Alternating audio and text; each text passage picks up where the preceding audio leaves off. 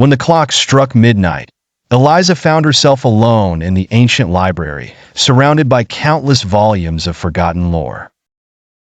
Her fingers traced the uneven spine of a book that seemed to pulse with its own life, the Voynich Manuscript. She had always been a skeptic, a historian who believed every mystery had logical explanations.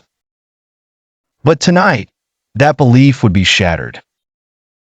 As she opened the book, the temperature in the room seemed to drop. The strange symbols etched onto the parchment glowed faintly, casting eerie shadows on the walls.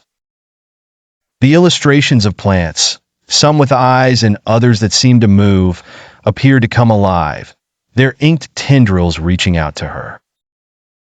Compelled by a force she couldn't resist, Eliza began to read aloud.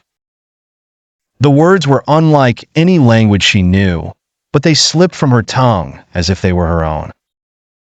The lamps flickered and then died, plunging the room into darkness, save for the glowing runes of the manuscript. Her voice grew louder, echoing through the empty library. Unbeknownst to her, the shadows on the walls began to coalesce, forming shapes and figures that seemed to whisper amongst themselves. A cold, malevolent presence filled the room, and Eliza felt a chill run down her spine. She tried to stop, to close the book, but her body no longer obeyed her.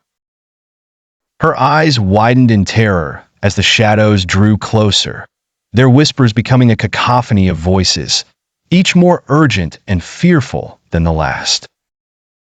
Suddenly, silence fell. The shadows halted, and the room grew still.